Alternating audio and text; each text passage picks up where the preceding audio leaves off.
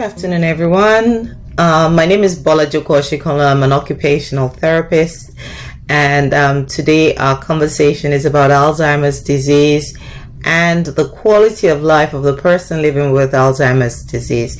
What I'm also going to do is also look at the quality of life of the person taking care of that individual living with Alzheimer's disease, because in the process of thinking of the quality of life of the person living with Alzheimer's disease, I cannot eliminate the carer or the caregiver.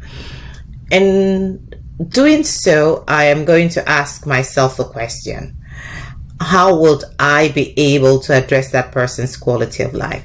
The best way to do this is for me to first look at the acronym IDEA. So I'm going to identify, I'm going to evaluate, and I'm going to address that need. How do I identify, evaluate, and address the needs or assist that person with a quality of life or maximize that person's quality of life?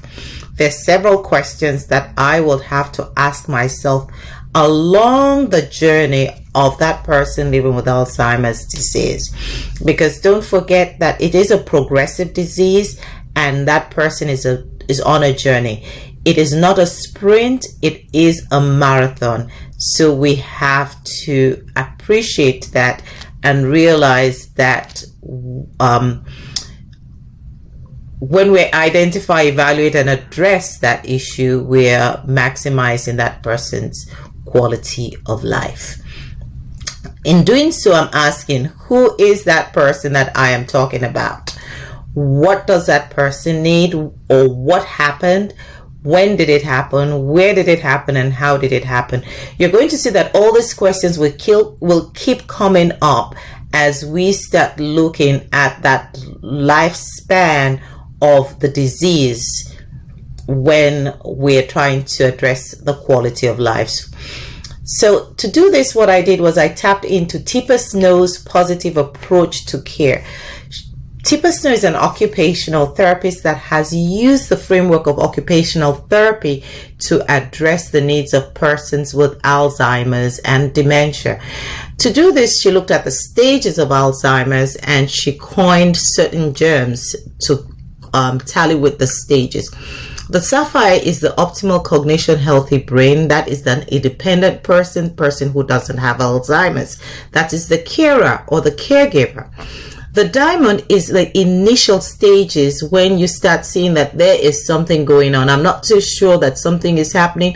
I know this person is able to do things that they have done typically, but there's some forgetfulness occurring. So that person is living by habits and routines and is able to cover up some of the deficits that they're having. And that is the diamond stage. The next stage that we have is the emerald stage. That person is always on the go, has a purpose. But in doing that purpose, that person still misses details. If this person is that is detail oriented, you'll find out that there's some things that are just missing. Usually he's not forgetful like this. Usually she's not forgetful like this. Those are things that you start seeing. As this disease progresses, you start seeing that more skills are lost. Then the person is caught in the moment. The person is more curious than cautious. In this situation, you'll find a person who just says things that come straight to their head. That person doesn't appear that person cares about how the caregiver is feeling. That person sees a hot iron and sees that it looks like it's hot, touches it to feel it's hot. That person is not cautious at all. And those are things that we start seeing. That person needs assistance at that point in time. As the decline continues, you start seeing that person is losing some skills, especially fine motor skills. That's the ruby gem. That person retains gross motor skills. You see the strength, but you start seeing that there's a decline when it comes to fine motor skills, and then the person is more tunnel visioned. You see that person is more internalized. Then you now get to the final stage, which is the pearl stage, and this person is ruled more by reflexes than with gross or fine motor skills, that person needs more help. So as we go down the levels of pearls, that person requires more assistance. The Gabby Williams Alzheimer's Foundation, GWAF, is a charity organization established to promote Alzheimer's disease awareness and reduce its related stigma in Nigeria, as well as identifies and strengthens the available patient and caregiver infrastructure for Alzheimer's disease in Nigeria. GWAF is a partner of the Federal Ministry of Health and recognized by the Alzheimer's Disease International, ADI. Since inception, GWAF has undertaken commendable interventions and programs. GWAF has continued to fill the gap in dementia and Alzheimer's disease awareness, services and advocacy in Nigeria. For further information, visit www.gabbywilliamsalzheimersfoundation.org. Your support is highly needed for us to achieve more. Who can support us? Philanthropists, corporate organizations, donor groups, associations, and individuals. How can you support our projects? Direct material aid to aged people's homes, clothing, food and medical consumables, bedding and sleeping materials. Free medical service to aged people's homes. Adoption and sponsorship of specific GWAF interventions/programs from our annual work plan. For financial support and donations, to give direct monetary donations, please visit www.gabbywilliamsalzheimersfoundation.org/donation. Enter your details, the currency, amount, and card info into the payment platform, and we will acknowledge your donation.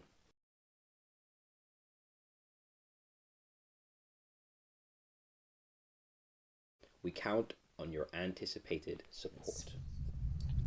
When you know this happens and you know what level this person is at, then you know that you can determine what the person's competence level is. Your competence level is measured by looking at task performance, activities of daily living, meal habits. Is that person having a choking hazard? Safety within the environment. How does the person get in and out of the bathtub? How does the person know what the toilet bowl is? Those are things that you start seeing that the person living with Alzheimer's is losing. Those skills are being lost gradually. So in order to help, we have to develop a care plan. A care plan is a document that informs us on how we're going to take care of this person living with Alzheimer's. To develop a care plan, there's several things that we have to look at. It is written and it has to be something that is agreed upon by all parties. The care plan is individualized. It pertains to just that person. It has to be clear. It has to be adaptable so you can change it depending on the stage that that person is at. It has to be confidential. It has to be specific. And it has to have the consent of all parties.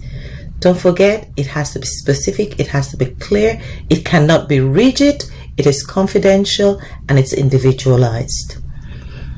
When looking around the house and determining the care plan, you're looking at that person's safety. You're looking at the way your house is arranged. Do you have scattered rocks that that person can trip over? What is the lighting like? Do you have cords around the house? What about the chairs? Are the chairs stable? Where are the light switches? Can that person access it without tripping over something else? Is that place cluttered? Those are things you have to do. If you determine that this is happening, then changes have to be made. You have to adapt to the environment to maximize the success of that person. If that person is wandering, do you have a door alarm to prevent that person from going out without you remembering or you realizing that person has left the house? Then if the person is in bed and the person gets out of bed, do you have a bed alarm? Those are things that you have to look into. Then when you talk about ADLs, you're talking about ambulation, feeding, dressing, personal hygiene, toileting, transferring. And when we talk about transferring, we're talking about transferring to different surfaces. How does that person get into bed? How does that person get to the toilet? How does that person get in and out of the bathtub? How does that person get in and out of a car? Those are things that you also have to think about when you're talking about activities of daily living. When you identify there's an issue there, then you have to adapt. Are you using elevated toilet seats? Are you using a sliding transfer seat? Have you adjusted the clothing? Instead of having buttons and snaps, do you have elasticated weights? Have you built up the utensil so it's easy for that person to eat? What about the toothbrush? Do you have a two-sided toothbrush that makes it easier for that person to brush both sides of their teeth? Those are things that you have to look into. As Alzheimer's progresses, that person loses language. But guess what? It's not always verbal. Language can be gestural. Are you communicating? It has to be a two-way conversation. Are you pairing pictures with words? Are you labeling things around the house? Are you making sure that you are not stringing sentences? Is your sentence simple?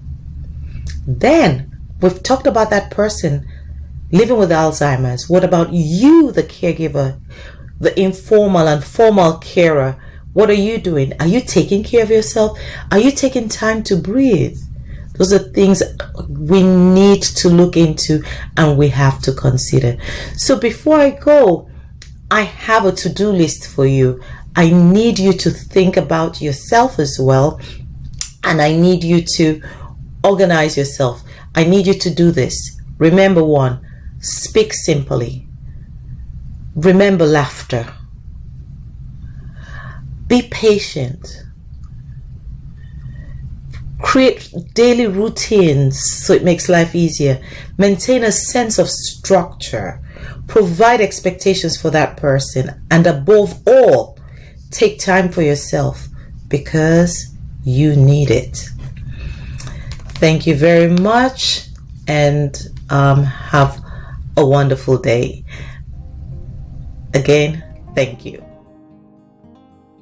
The Gabby Williams Alzheimer's Foundation, GWAF, is a charity organization established to promote Alzheimer's disease awareness and reduce its related stigma in Nigeria, as well as identifies and strengthens the available patient and caregiver infrastructure for Alzheimer's disease in Nigeria. GWAF is a partner of the Federal Ministry of Health and recognized by the Alzheimer's Disease International, ADI. Since inception, GWAF has undertaken commendable interventions and programs. GWAF has continued to fill the gap in dementia and Alzheimer's disease awareness, services and advocacy in Nigeria. For further information, visit www.gabbywilliamsalzheimersfoundation.org. Your support is highly needed for us to achieve more. Who can support us? Philanthropists, corporate organizations, donor groups, associations, and individuals. How can you support our projects?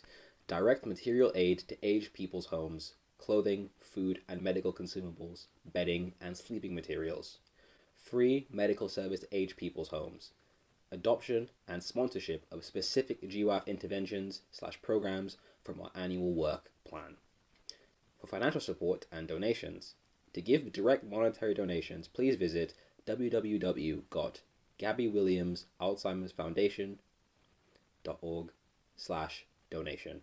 Enter your details, the currency, amount, and card info onto the payment platform, and we will acknowledge your donation.